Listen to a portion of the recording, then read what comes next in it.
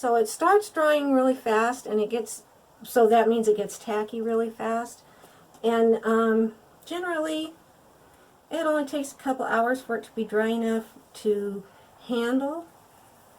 But again, it needs to cure. See, I got too much there, but I'll stuff it under there. And then I'll just carve some of that off later. It really needs to cure at least a week before you paint it. Now, you don't necessarily have to paint it because it does take on this orange look.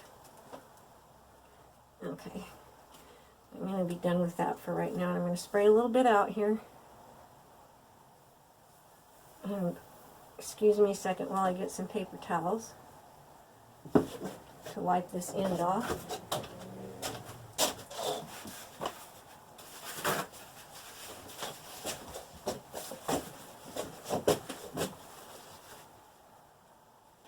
See, it gets really tacky.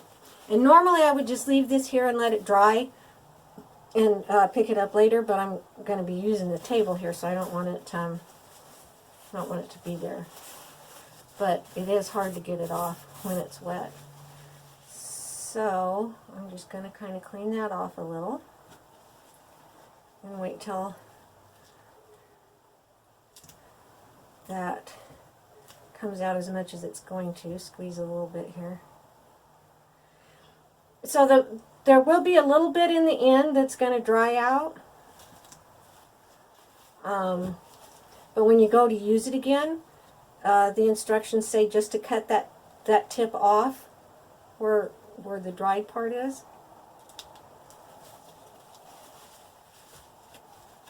And then you just take your tube and turn it around here. Looks like a little more's coming out. And stick it on this little bitty nub that's sticking up there. Now, if you're using a type that isn't resealable, I hate to waste anything. So one of the things you can do, you can always just take your extra and just spray a big glob on the table. And then after it dries, you can use it to cut any size you want. Or, I mean, carve anything you want in it. One of the things I like to do most is spiders. I'll give you an example here.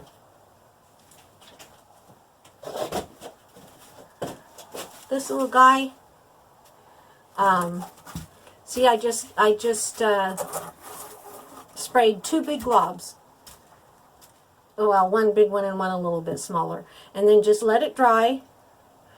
And you can make, like I say, a spider out of it, or you can carve something else, anything you want to do.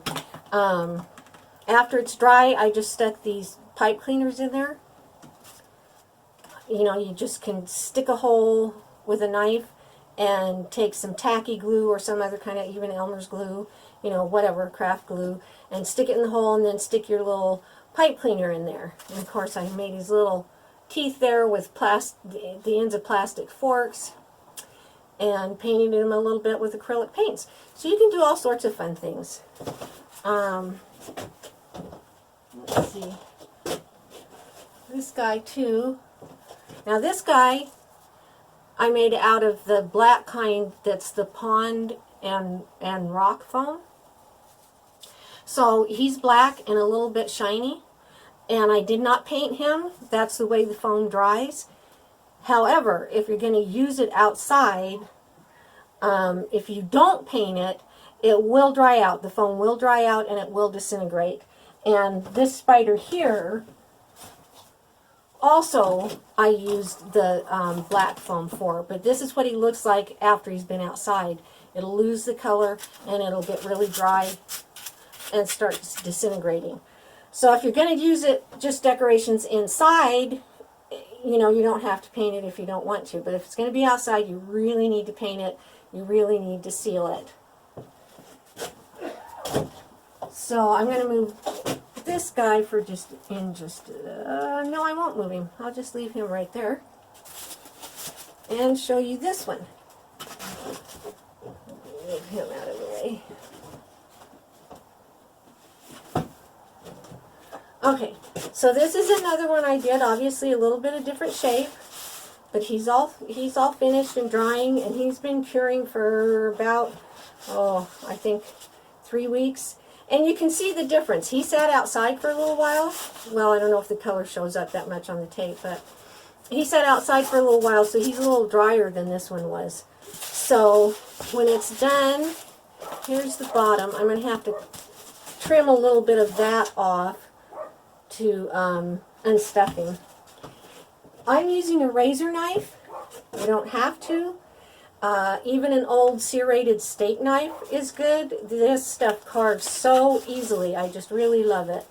But I'm going to use a little bit of a razor knife here and just take some of this extra off so that I can unstuff him. And you see how easy it cuts? Just really easy. And then it just breaks off. And, you know, you can think of things to use these extra little these pieces for. I try not to waste things, anything. I always want to make something out of the leftovers, which is why my house is so cluttered. Another reason I love my favorite husband, because he puts up with my cluttered house. Our cluttered house. My clutter in our house.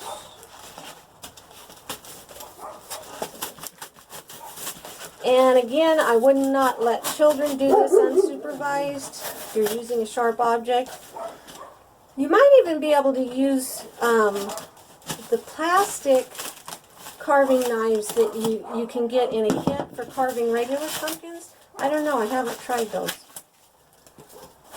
So that might even work.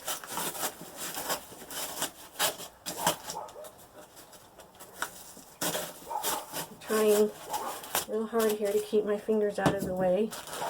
Don't want any unintended blood on there. I would trim this up a little bit more to make it a little easier, but for right now I just want to show you how. You just take this twist tie off, and you can pull the stuffing out.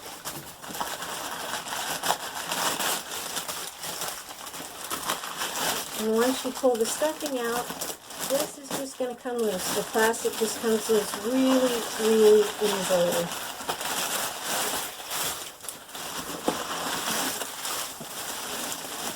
See how easily the plastic comes off of there?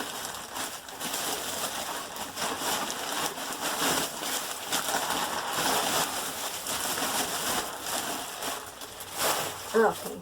And as I look at this one, there are several holes that I'm going to want to come back and fill in, just because I don't want the light escaping when I put a battery operated light in there. And so, to have an idea of how you want to carve something, it depends on what you want. If you want it creepy, cute, sometimes it just depends on what your pumpkin looks like as to how you're going to do it. You look it all over and find the best spot you think would be for a face. Sometimes they speak to you and give you a certain idea. Sometimes they don't. You can draw on here to make your face first if you want. You don't have to. You can just wing it. I think I'm going to use this side because that's kind of the levelest right there. So for tonight, I'm not going to draw on there. I usually do. But I think I'm going to make him have a real big smile. See, it cuts so easily. And the cutting is the same as the spraying. Less is better, because you can always come back and do more. For that matter, if you cut too much, you can come back and glue another piece on if you want.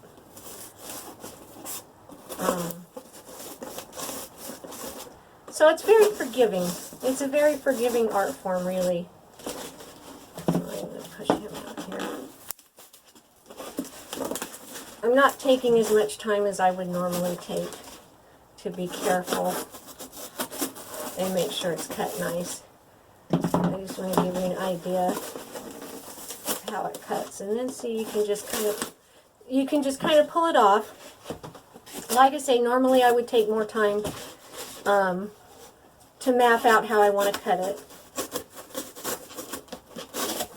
But tonight, just for the demo, I want to get this done. And it looks like he's going to have a little bit of a crooked smile.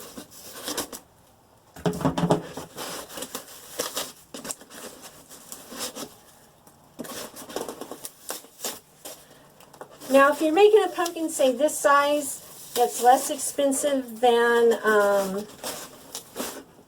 one of the craft pumpkins you buy in the store. If you're making it bigger, it's not going to be less expensive. But the thing is, you can make it as big as you want. With this, doing it yourself, you can make a giant one. And so saving money isn't necessarily the point. The creativity of getting what you want is the point of it. You see? So I just kind of cut his mouth there. You can also, if you have an idea ahead of time of what you want it to look like, you can spray extra on there to make a nose. And that's what I did with this guy. After it was dry, I just came back and sprayed extra. I'm going to come back here a little bit.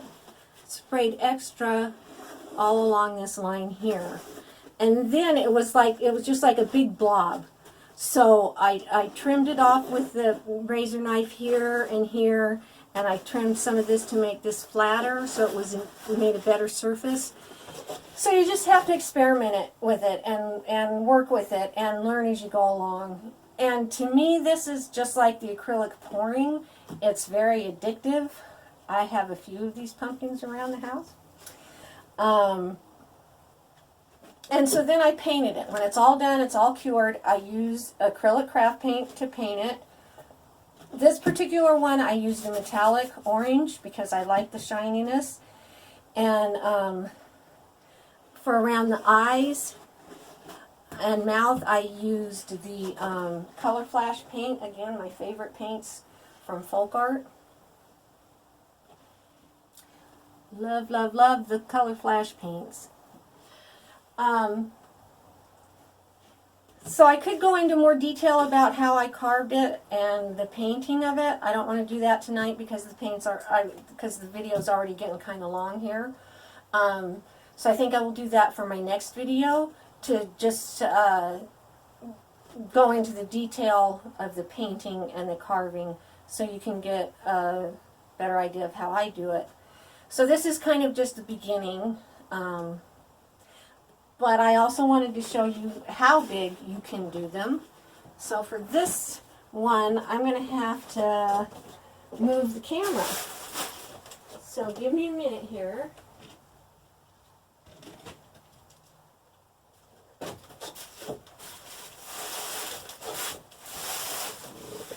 And let me show you.